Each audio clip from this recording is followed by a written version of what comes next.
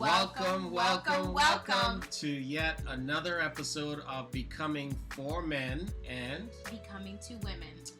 We've talked a lot about, and we'll continue to talk about it in all the episodes to come. You have heard us said about it before, and we'll talk about it again, about open communication. That the type of relationship to take you to that next level, to be the four men or be the two women, requires a level of communication that is basically levels ahead of wherever you may be. Many of you are already the four men and the two women, and you can just use these episodes just as a reaffirmation of what you have that's working very well in your relationship. So today we're going to talk about the non-judgmental zone. And as always, what we've done so far, we keep reading bits and pieces from the book to support what the topic of the day is. So the topic of the day is the non-judgmental zone. And that's actually in our father figure chapter. So we will get into that, and we will build on that and how to make that happen. This trait of being judgmental, you may want to stay clear away from. It is like the kryptonite to a super relationship, since once judgment is passed, communication and everything else that goes along with a great relationship is dead. I am deliberately using harsh words to reinforce how terrible being judgmental can be. Let us think about this. The moment we step outside our home every day, whether we realize it or not, someone is passing some sort of judgment on us. While driving, someone is making a judgment on the way we drive, the type of car we drive, the color of our car, what the bumper sticker says about us. It is never ending. Of course, the worst type of judgment is self-judgment. It is only fair that our home should first and foremost be established as a totally judgment-free and label-free zone. Speak it into existence.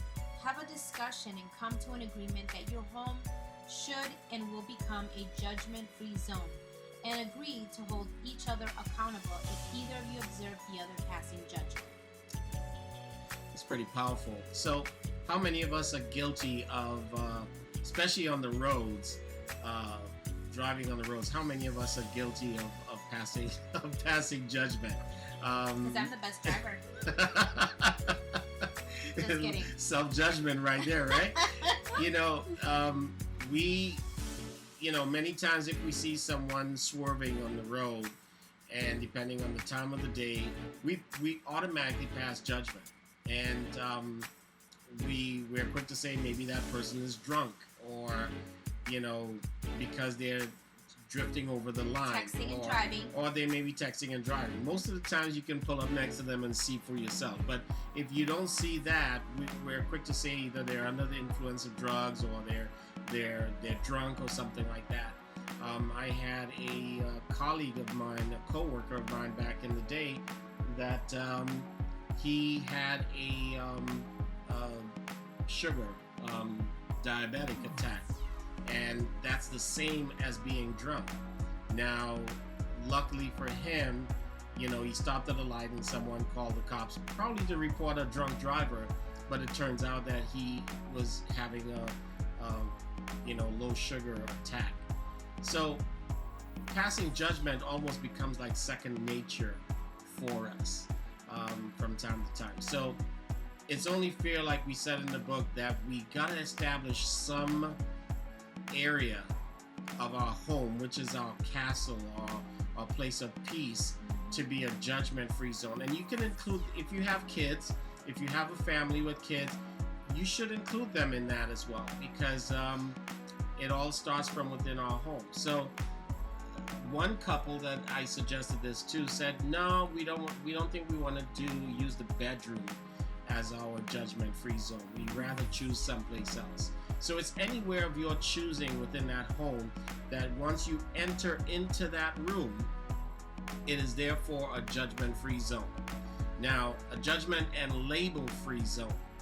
So, what are some of the things that you'd probably want to have that discussion about as far as the judgment free zone? Any thoughts? Fantasies? Yeah, I was gonna say, like sex, some of the maybe different positions, or maybe some of the things that the other likes. There's a lot of different fetishes out there.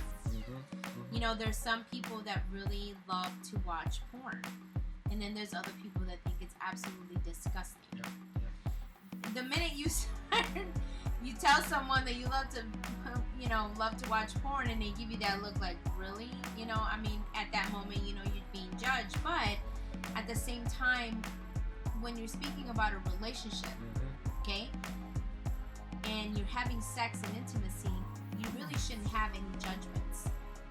There should be no judgment towards the other of like maybe what they want, maybe what they like, maybe something they want to experience with you.